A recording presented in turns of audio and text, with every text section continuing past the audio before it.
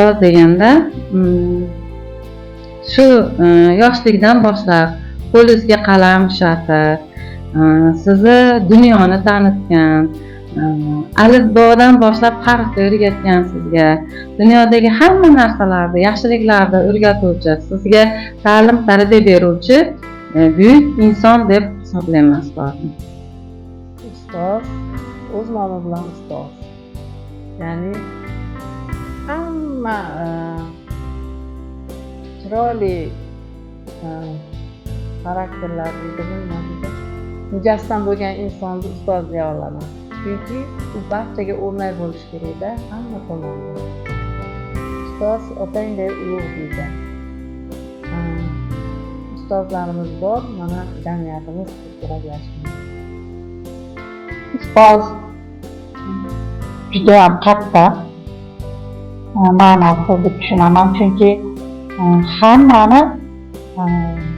hamma kasb egasini, hamma insonni inson qilib, yo'lga qo'shib, ta'lim tarbiya bergan, u jamoada bo'ladimi, oilada bo'ladimi, hammasini zaminida, tagida ustoz yotadi deb o'ylayman. Ustoz deganda juda keng tushunish mumkin. Faqat bilim beradigan emas, tarbiyada ustozlik qilish mumkin. Maktabdagi ustoz, texnikumdagi ustoz, institutdagi ustozlarimiz faqat dars beradigan inson deb tushunmayman. Bu ustoz degan juda keng nima, ma'noli so'z deb o'ylayman. Ustozni o'zi otangdan ulug' degan joyi bor.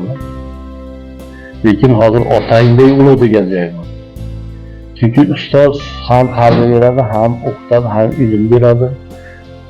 Keyin nimaga yo'nalish beradi hayotga. Asosiy bilan ulug'. Bundan tashqari xuddi oilani a'zosi o'xshab qoladi-da u. Chunki otadan ulug' degan joyi o'zi shunga mos keladi. Shogirdini hayot sari yetaklovchi ustoz. Ustoz deganda har narsadan shogird ilmini birinchi o'ringa qo'yadigan muallim shu. Ustoz otangdek ulug' deyilgan, otangdan emas, ko'pchilik shuni xato ta'riflaydi. Otangdek ulug', ya'ni oilani boshlig'ini qanchalik darajada hurmat qilish, uni e'zozlash kerak bo'lsa, ustozni ham shu darajada e'zozlash, uni aytganiga kirish,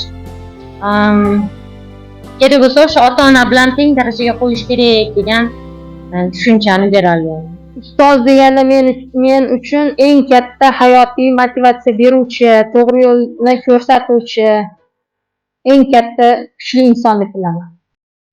Ustoz inson umri davomida o'rganadigan narsalarni o'rgatuvchisi hisoblanadi.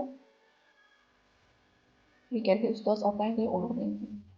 Ustoz deganda hamma tomonlama barkamol, o'zi judayam bilimga, ilmga, ma'naviyatga ega bo'lgan inson deb tushunaman. Judayam bir tarbiyali inson bo'lishi kerak. Ustozdan o'quvchilar o'rnak olishi kerak. Ustoz deganda men birinchi o'rinda bu ota-onadan keyingi turadigan yo'l ko'rsatuvchi, g'amxo'r inson deb tushunaman. Ustoz deganda nima desam bo'ladi? Ustoz deganda juda katta ma'noda bo'ladi. Masalan, bizga hattoki bitta salomlashni o'rgatgan inson ham bizga ustoz bo'ladi. Ustoz deganda aytadi, ustoz otangdek ulug' deganda endi shu qilib aytganda o'zi ma'nosi tushunarli, nihoyatda ham mo'tabar inson hisoblanadi ustoz. Ustoz bu mas'uliyatli, eng mas'uliyatli, bolani keyingi hayotiga javobgar shaxs sifatida bilaman. Ustoz deganda kimgadir bilim berib, kimgadir tarbiya berib, kimgadir hunar o'rgatib. Ustoz deganda bilim beruvchi, hunar o'rgatuvchi deb bilaman.